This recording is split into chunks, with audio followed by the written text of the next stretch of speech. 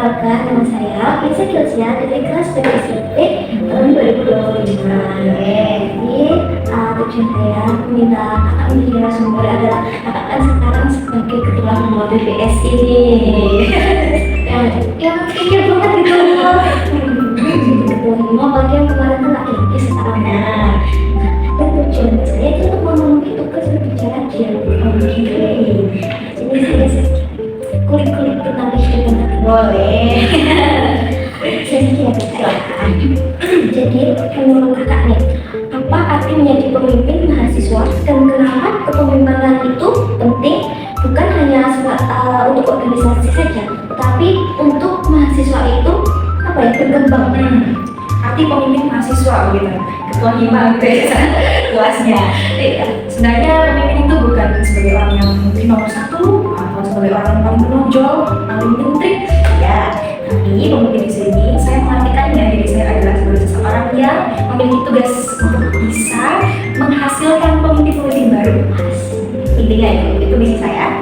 Lantas, yang kedua, kenapa jadi pemimpin itu nggak hanya penting bagi organisasi, nggak hanya penting bagi organisasi, tapi juga harus memberikan makna untuk secara umum gitu ya. Itu sangat penting ya, karena pada dasarnya kita sebagai manusia, hakikatnya hidup ini tidak bisa hidup sendirian, dan selalu penting sekali bagi saya untuk senantiasa bisa bermakna atau juga memberikan kontribusi untuk kehidupan di sekitar kita. Karena kalau kita berkembang sendirian, kalau tidak memberikan wadah untuk teman-teman lain berkembang, dan itu juga menjadi salah satu kewajiban ya bagi saya sebagai seorang pemimpin untuk memberikan wadah sebesar-besarnya, seluas-luasnya untuk teman-teman mahasiswa khususnya dapat ikut berkembang, mengembangkan diri bersama. Seperti itu. Jadi kakak ini sosok pemimpin yang ingin memberikan dua orang lain, yaitu ingin orang lain juga menjadi pemimpin. Betul sekali. Ya Allah. Dari pengalaman yang kakak punya nih, apa kesalahan pola pikir yang sering dimiliki mahasiswa tentang organisasi dan kepemimpinan? Oke, yang pertama tentang organisasi, kedua kepemimpinan gitu ya. Pertama tentang organisasi, biasanya teman-teman itu cenderung berpikir pada aspek lelahnya. Tapi kita sambil kuliah begitu ya, terus seimbang nih akademik, sosial kan bu. Kebanyakan mereka melihat dari segi lelahnya, bukan dari segi lain-lainnya, seperti aspek kekeluargaan yang dibangun atau dampak jangka panjang yang kita peroleh dari hasil menempa diri di organisasi. Jadi pandangan sempit tentang organisasi adalah kita akan menjadi budak broker, orang-orang yang hanya memikirkan dan mengerjakan program kerja. Padahal nyatanya lebih besar dari hal itu. Kita di sini selain berorientasi, bukan berorientasi pada hasil akhir kita menyelesaikan program kerja ya sudah, tidak. Tapi kita di sini benar-benar membangun bonding bagaimana supaya kita bisa menyelesaikan dan merancang gitu ya program kerja yang dibutuhkan oleh mahasiswa dan juga oleh diri kita sebenarnya, kita mengembangkan diri kita. Sebab itu dalam pembagian program kerja di HIMA itu juga disesuaikan dengan minat mereka. Begitu di awal ada kesepakatan pembagian program kerja sesuai dengan apa yang mereka sukai. Begitu, sebab itu mereka akan menjalankan dengan enjoy. Nah itu yang seringkali tidak dilihat nih oleh teman-teman secara umum. Mereka hanya melihat dari segi lelahnya. Padahal euforia ketika kita telah berhasil menjalankan suatu program kerja bersama-sama itu akan sangat terasa. Lebih ketika kita sudah lulus lagi, aku dulu kan bikin event nih gitu ya, luar biasa gitu. Kalian sudah tahu kepemimpinan. Banyak orang berpikiran dari teman-teman terdekat saya dulu deh. Jadi ketua melelahkan, apabila itu kan lelah, pusing, apakah dipikirin, apakah kita harus ikut. Padahal justru dengan jadi ketua itu memperkecil tugas kita dalam mengeksekusi kegiatan. Karena kita sebagai ketua di sini bukan untuk mengerjakan semua hal. Untuk apa dikerjakan semua hal kalau kita memiliki penanggung jawab gitu kan sebenarnya. Jadi kita di sini sebenarnya sebagai manajerialnya saja. Maka fungsi tugas saya adalah untuk memastikan berjalannya para pengurus dalam mengerjakan program kerja para penanggung jawab ini. Apakah mereka penuh? Nah, tugas kami adalah mengarahkan. Nah, jadi seorang pemimpin itu bukan orang yang serba bisa di semua hal, tidak. Namun seorang pemimpin itu adalah yang bisa menggerakkan anak-anak untuk mengeluarkan potensi-potensi mereka, apa yang mereka bisa, seperti itu. Hakikatnya seperti itu. Ya, nah jiwa pemimpin itu gak cuma untuk memimpin aja sebagai bosnya, ternyata Iya. juga ilmuwan nih dalam pertanyaan ketiga dalam memimpin hima PPS ini kan kakak ya sering bingung antara bisa membagi keputusan antara kepentingan pribadi, organisasi, lalu dalam hal akademik itu bagaimana cara kakak bisa menempatkan kepentingan itu. Oke, menempatkan kepentingan itu. Kalau di sini menempatkan, luar biasa ini memang tantangan besar ya. Ini saya juga beberapa bulan ke belakang memang sembari bekerja. Ya, saya sambil mengajar les privat. Bulan lalu TKA dengan puncak bulan ini ya di minggu lalu ada puncak TKA. TKA itu ya anak les mulai minta les privat yang intensif luar biasa. Dan itu dalam masa-masa persiapan program kerja ruang karya kemarin ya. Dan itu adalah salah satu program kerja yang besar di kepanitiaan pertama kali. Itu menjadi tantangan cukup besar, terlebih di tentang UTS. Nah, bagaimana saya menempatkan diri dan saya menempatkan diri pada apa yang paling berat dan juga saya posisinya paling dibutuhkan. Jadi dalam organisasi terlebih dahulu, karena di dalam kepanitiaan itu saya bukan sebagai ketua, tapi saya sebagai koordinator umum. Yang dalam artian saya menggerakkan ketua pelaksana. Nah, ketua pelaksana adalah eksekutor utama.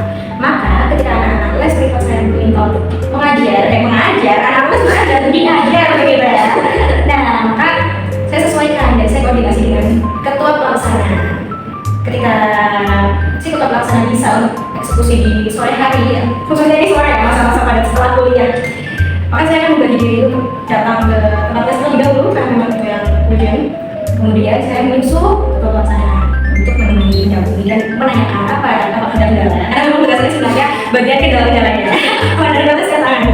Kalau tidak ada saya tetap mendampingi. Seperti itu. Lantas untuk kuliahnya, akademiknya tentu tetap saya prioritaskan sembari saya sibuk berorganisasi sambil menemani anak-anak bisa dan menemani talent latihan untuk persiapan ruang karya. Saya sembari mengerjakan tugas-tugas. Dan saya melakukan itu menempatkan diri saya sendiri dengan sangat senang hati. Karena memang pada dasarnya saya senang sekali untuk belajar. Jadi ini adalah tantangan yang bagi saya adalah sesuatu yang sangat menyenangkan untuk dilakukan. Jadi tidak menjadi masalah yang besar bagi saya dan selama ini alhamdulillah juga tertangani dengan baik. Itu cara saya menempatkan diri. Namun ketika memang dalam organisasi ini sedang urgent, tiba-tiba saya dilakukan di Vita. Sangat sering ketika anak-anak sedang ada forum, kemudian saya dilibatkan di telepon sedang ada waktu tidak. Nah, ketika saat itu juga akan ngeles dan harus datang ke teman-teman di organisasi. Terlebih dahulu saya pernah mengenalkan di organisasi. Ketika memang di bagian tes bisa saya geser jalurnya.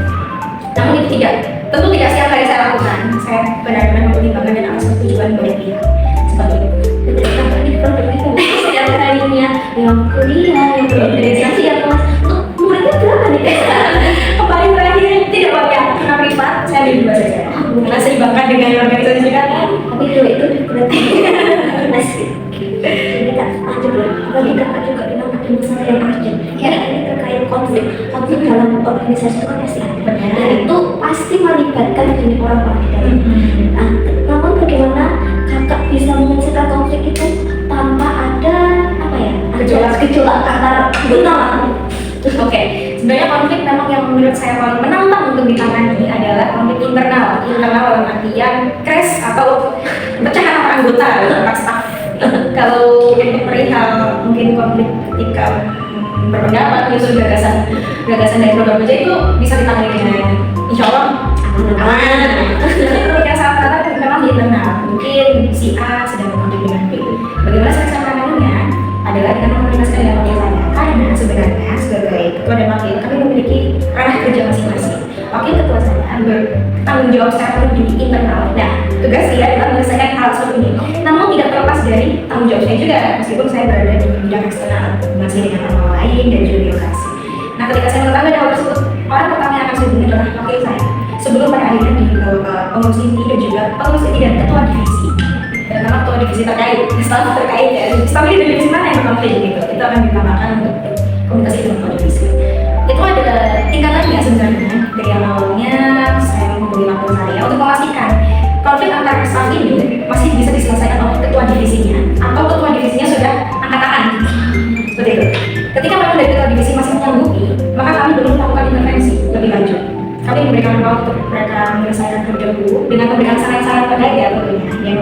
ini baiknya seperti apa.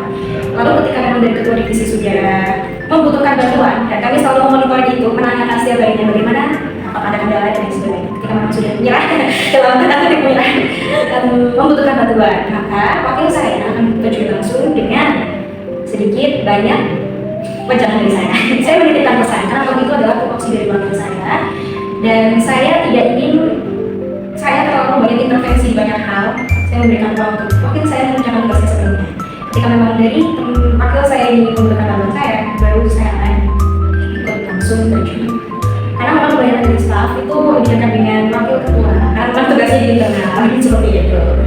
Jika memang seperti itu Kak, kadang anggota dari organisasi itu kan cerita sama temannya gitu yang lain, itu bagaimana, dan terus itu mungkin nggak ke apa ya, nggak ke abu dan ke dalam kepengurusan. Itu bagaimana kakak bisa menghadapi itu sampai akhirnya ini? Oke, jadi memang benar ya, sebenarnya saya mengucapkan ini bahwa salah satu tantangan kami dalam menyelesaikan masalah internal adalah memastikan masalah itu tidak menyebar ke staf lain. Karena memang kami ingin menciptakan suasana gitu ya, suasana organisasi yang nyaman. Bukan hanya karena ada satu orang dua orang yang berkonflik, kemudian menyebabkan yang lain ikut-ikutan berkonflik. Itu yang sangat kami jaga. Ketika memang ada dua orang, lalu dia bercerita, nah orang yang ikut bercerita itu tentu akan dilibatkan dengan ketua divisi kami. Lagi-lagi, memang kami ranahnya manajerial, kami akan komunikasinya dengan ketua divisi terlebih dahulu, wakil kemudian ketua divisi. Tidak langsung saya sebagai ketua intervensi langsung kepada anak yang berkonflik, itu tidak. Itu hitungannya nanti saya melangkahi, dan juga saya merasa itu bukan cara menghargai ketua divisi. Cara kami menghargai ketua divisi adalah memberikan mereka ruang untuk menyelesaikan masalahnya. Seperti itu. Nah, caranya untuk tidak terekspos langsung adalah seperti itu. Jadi sebelum masalah itu mulai terekspos lebih luas lagi, saya dari Wakas, lalu saya sudah memikirkan 2-3 langkah lebih ada di depan ketua divisi supaya ini tidak terjadi. Nah, dengan cara apa? Kami lebih banyak melakukan komunikasi face to face, kami mempertemukan datang kami sendiri.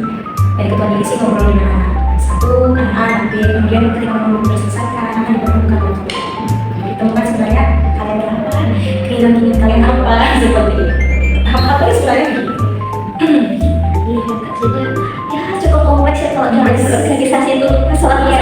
Benar sekali. Ada juga tidak terduga, mungkin masalahnya kecil, Tapi tiba-tiba mencuat ya makin besar. Dan gini, di dalam kita itu ada program coach upgrading. Upgrading ini adalah saat dimana semua pengurus boleh melupakan segala rasa kesalnya, lelah atau apresiasi juga untuk teman-teman pengurus lainnya. Jadi memang untuk menyeimbangkan antara profesionalitas dan kekeluargaan kami, ketika evaluasi umum begitu ya, setelah program kerja berjalan itu akan hanya membahas evaluasi program kerja. Untuk segala hal yang terkait internal, segala kesalahan kami memberikan ruang di salah satu program kerja upgrading. Untuk apa sebenarnya upgrading ini dijalankan? Itu adalah untuk persiapan di kepanitiaan selanjutnya, di titik akhir saat mahasiswa baru mulai ada bermunculan lagi yang sudah menyiapkan diri dengan saling memadamkan emosi di upgrading. Untuk upgrading tahun ini akan dilaksanakan bulan apa Kak? Bulan sebelum PKKMB, setelah PKKMB, berarti September. September. Oke, lanjut ya Kak ya. Jadi kan ini untuk mahasiswa itu mungkin mereka kan sering merasa stres tentang akademi dan kegiatan kampusnya. Secara pengalaman kakak nih yang tadi udah sibuk les, sibuk di organisasi, sibuk akademik lagi, bagaimana kakak bisa menghadapi tekanan itu, dan apa saja sih cara yang kakak lakukan untuk menjaga kesehatan mental kakak supaya benar tetap baik-baik saja? Sudah fokus mentalnya ya. Oke, yang pertama caranya ya sebenarnya ini adalah dengan menanamkan rasa cinta terlebih dahulu pada aktivitas harian kita. Sangat cinta, saya sangat senang dalam aktivitas saya mengajar les, menjadi ketua hima. Itu adalah sebenarnya semuanya ini passion saya. Maka meskipun itu terlihat melelahkan bagi sebagian orang yang melihat saya, aku nggak berhenti ya, banyak sekali yang berkata demikian. Namun karena saya merasa senang dengan pekerjaan-pekerjaan yang saya lakukan, hal itu tidak menghabiskan energi saya. Justru dengan saya selalu, setelah ini les, setelah kuliah, ada lagi les, gitu, nanti malam rapat ke sini, oke. Karena memang dijalani dengan senang hati, itu benar-benar membuat saya tidak merasa terlalu burnout ya. Burnout pasti ada, terutama ketika memang sudah puas sih, terutama dengan sekali project, dan tentu untuk menanggulanginya sama pakai saya, dan memastikan materialisasi yang ada di IMA PBSI itu tidak bertabrakan dengan jadwal UAS. Seperti itu, kami usahakan untuk program kerja itu bisa selesai sebelum jadwal UAS berjalan. Itu salah satu caranya, strateginya yang menanggulangi itu. Tapi untuk cara utama bagi saya tidak perlu akan dilakukan karena saya suka terhadap pekerjaan ini. Asik. Tapi kakak pernah nggak sih kayak merasa benar-benar jenuh gitu, capek yang benar-benar capek aku Pernah gitu. Ketika tidak ada pekerjaan. oh malah Iya. ketika orang nggak ada kerjaan aku mau leha-leha mau berbahan nih kakaknya susah produktif jadi malah stresnya kalau diem aja. Benar sekali. Jadi ketika saya merasakan itu berkali-kali ketika memang jeda seperti ini kita sudah melakukan titik awal menuju PKKMB 3M program kerja yang berjalan, program kerja event ya. Yang sangat terasa dulu adalah ketika saya masih di staff sih, saya sadar ini, saya masih di staff dan periode lalu peralihan antara PKKMB ke program kerja di bulan bahasa itu ada sekitar 1 minggu lebih. Nah ketika itu tidak ada pekerjaan, saya mengajar les dan juga kuliah, saya merasa sangat kosong. Saya ini jam segini udah pulang, aduh ngapain ya? Dan ketika di kos, ya saya belajar, kemudian jika sudah layaknya sedang bersantai pada umumnya, saya menonton video di YouTube. Namun rasanya sangat sepi, sangat kosong dan saya selalu ribut kepada teman saya. Ayo cepat kepada jalan selanjutnya, aku sudah ready. Dan teman saya juga heran, mengapa deh? Ini saat kamu beristirahat. Nah jadi teman saya justru bosan ketika saya tidak melakukan. Akhirnya ini energinya malah apa ya seperti kita kalau ketemu sama Benar sekali. di rumah itu mungkin juga saya merasa kalau di rumah memang bosan ya kayak nggak ada yang diajak ngobrol Di kos. saya di rumah aja juga merasa kalau kita perempuan sehari-harinya harus mengeluarkan lebih banyak kata daripada para lelaki Jadi aduh gimana nih nggak bisa ngobrol aja. Benar sekali, luar biasa. baik Kak. Ini lanjutnya udah mau akhir nih. Oke, pertanyaan Dua pertanyaan terakhir. yang selanjutnya dari semua tantangan yang kakak hadapi, apa kegagalan terbesar yang justru mengubah cara berpikir? Kegagalan terbesar ya mengubah cara berpikir gitu ya. Mungkin dikatakan kegagalan ya oke, saat saya memimpin suatu proyek drama, tapi ini sama masih SMA sih, tapi ini cukup mengubah cara berpikir saya juga tentang pemimpin, karena memang saat itu saya menjadi sutradaranya, menggerakkan teman-teman untuk rating gitu ya, dan dia mengeksekusi berbagai hal. Di situ saya masih belum memahami makna kepemimpinan sesungguhnya bagi saya, karena saya banyak sekali untuk eksekusi banyak hal. Saya melakukan intervensi di berbagai bidang, dan itu saya dapat ibaratnya mungkin campur tangan gitu ya. Sedangkan untuk menjadi seorang pemimpin adalah tadi yang saya temukan dalam diri saya adalah untuk memberikan ruang para staf kita supaya bisa berkreasi. Nah di situ yang saya sangat merasa gitu, bahwa dengan intervensi saya yang berlebihan justru menjadikan staf atau pengurus itu mati topi. Mereka tidak berdiskusi karena bergantung pada saya. Nah ini dia kesalahan yang saya lakukan pada saat itu dan saya menyadarinya sehingga ketika menerapkan kepemimpinan di IMA PBSI tentu saya tidak akan mengalami hal tersebut. Lebih banyak memberdayakan staff. Yang terakhir ya, satu pesan penting untuk mahasiswa di luar sana agar tidak takut menjadi pemimpin, mereka nggak takut untuk berorganisasi atau menghadapi tekanan kampus yang wah ini. Oke, untuk teman-teman semuanya, jangan pernah takut mengambil langkah atau mengambil tampuk kepemimpinan. Jika ada peluang, ambillah. Namun memang harus disesuaikan dengan situasi dan kondisi teman-teman semuanya ya. Dan ketika memang ada peluang, teman-teman sudah ada tergerak, wah kayaknya aku bisa nih, langsung jalankan saja daripada nanti peluang tersebut sudah kelewat dan kalian akan menyesali. Seperti itu. Dan untuk menghindari tekanannya, tentu saja tadi tanamkan rasa cinta pada apa yang kalian lakukan, apa yang sedang kalian kerjakan. Ketika kalian merasa burnout, kalian bisa lihat diri kalian ke belakang dan diri kalian yang sekarang. Apa perubahan yang baru saja terjadi sejauh ini? Dan kalian akan mendapatkan energi lebih baik. Seperti itu. Tetap semangat dalam berorganisasi dan menjalani kehidupan ini. Jadi teman-teman semua jangan takut untuk berorganisasi karena berorganisasi itu asik Jangan juga ya. Terima kasih ya Kak udah menjawab beberapa pertanyaan saya dan mengulik sedikit kehidupan kita ini. Aman saja, sama-sama. Sekian dari saya dan tadi kita. Dadah. Sampai jumpa. Terima kasih. Bye.